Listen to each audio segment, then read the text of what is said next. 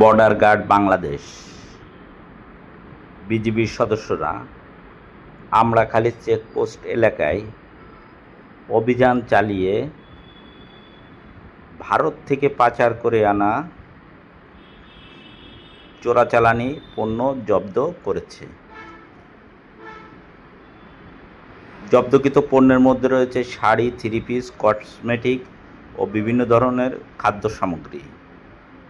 মালিকবিহীন অবস্থায় গোপন সংবাদের ভিত্তিতে আমড়াখালী চেকপোস্ট এলাকায় অভিযান চালিয়ে এসব পণ্য সামগ্রী জব্দ করে বিজিবি সদস্যরা।